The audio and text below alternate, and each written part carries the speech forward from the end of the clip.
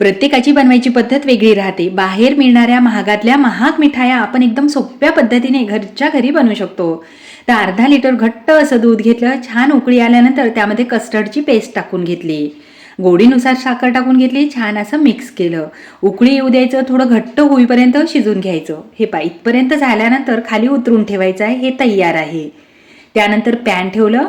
पॅनमध्ये 1 चमचा तूप टाकून घेतले आणि जी कडक ब्रेड राहते ना ती ब्रेड घेतली. त्यावरही तूप टाकून घेतलं आणि वरून साखर फिरवली. आता साखर का बरं टाकायची? जेव्हा ब्रेड भाजला जाईल साखर कॅरमल होईल तुपामध्ये, त्यामुळे त्याची चव खूप मस्त येईल.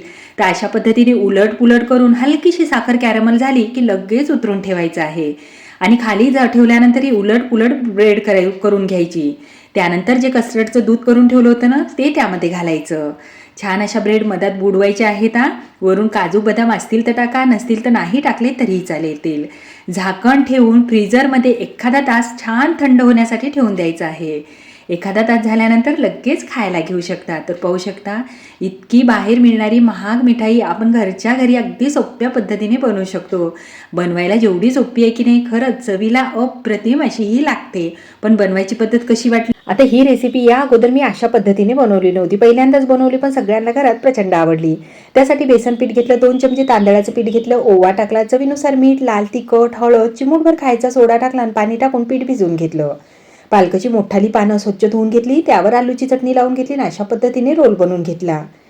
आता रोल झाल्यानंतर लगेच तुम्ही बेसनामध्ये बुडू शकता, पण तसं न करता मी याला छान कट करून घेतलं. कट केल्यानंतर बेसनात टाकून घेतले.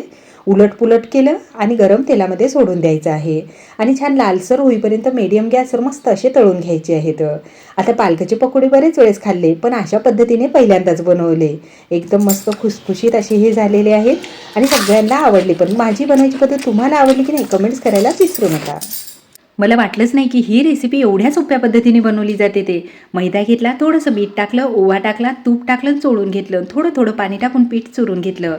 उकडलेला बटाटा खिसून घ्यायचा. त्यामध्ये चवीनुसार मीठ, हळद, लाल तिखट, धना पावडर, जिरा पावडर, आमचूर पावडर, कोथिंबीर टाकली, मिक्स केलं. चटणी झटपट अशी तयार झाली. गोळा उचलला, त्याची पारी बनवली. त्यामध्ये हे सारण भरलं. जसं पराठ्याला भरतो ना तशाच पद्धतीने भरायचं, फक्त सारण थोडं कमी भरायचं. कोरडं पीठ टाकलं आणि त्याची पोळी लाटून घेतली. आता पोळी लाटताना जास्त जाडी नाही, जास्त पातळी नाही, अशा पद्धतीने लाटायची. सारणही पाहू शकता चारही बाजूला मस्त असं पसरलेलं आहे. त्यानंतर वरून पाणी लावलं आणि अशा पद्धतीने रोल करून मस्त त्याचे समोसे बनवले. आहे की नाही खूपच सोपी पद्धत समोसे बनवायची. आणि तेलामध्ये उलटपुलट करून छान लालसर होईपर्यंत मीडियम गॅसवर मस्त तसे तळून घ्यायचे, म्हणजे आतमध्येही छान असे हे तळल्या जातील. हे पाईतपर्यंत कलर येईपर्यंत छान असे हे तळून घ्यायचे आहेत. बनवायला तर खूप सोपी पद्धत आहे आणि चवीलाही म्हणसाल तर 1 नंबर आहेच. त्यानंतर ही चटणी त्यासोबत जी बनवली ना ती खरंच अप्रतिम झालेली आहे. जर तुम्हाला या चटणीची रेसिपी पाहिजे असेल ना तर भरभरून कमेंट्स करा आणि माझी बनवायची पद्धत कशी वाटली तेही सांगा. माझ्या मुलांना इडलीसोबत काही नसलं तरी चालेल, पण ही चटणी मात्र इडलीसोबत पाहिजेतच. त्यासाठी टमाटे सगळ्यात प्रथम स्वच्छ धुवून घेतले. होता होईपर्यंत काय करा, लालसर असे टमाटे घ्या. पण मी जसे होते ना तसे घेतलेले आहेत. त्यामध्ये लसण टाकला, 2 कांदे चिरून टाकले, लाल मिरच्या त्यामध्ये टाकल्या, अद्रक टाकलं, सोप टाकली, जिरं आणि थोडी वेलचीसुद्धा टाकली. तेलामध्येच छान असं परतून घ्यायचं. परतल्यामुळे काय होईल, जास्त दिवस टिकेल आणि त्याचा उकीरपणा असा लागणार नाही.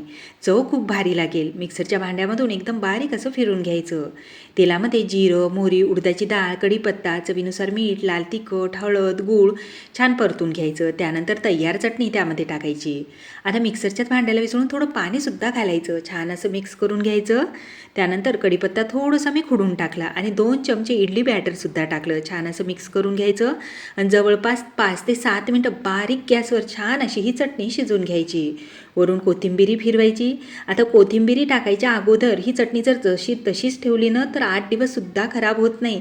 जशाला तशी अशी ही बाहेर राहते आणि इडलीसोबत म्हणसाल तर अप्रतिम अशी ही चटणी लागते. पण माझी बनवायची पद्धत कशी वाटली कमेंट्स करायला मात्र विसरू नका.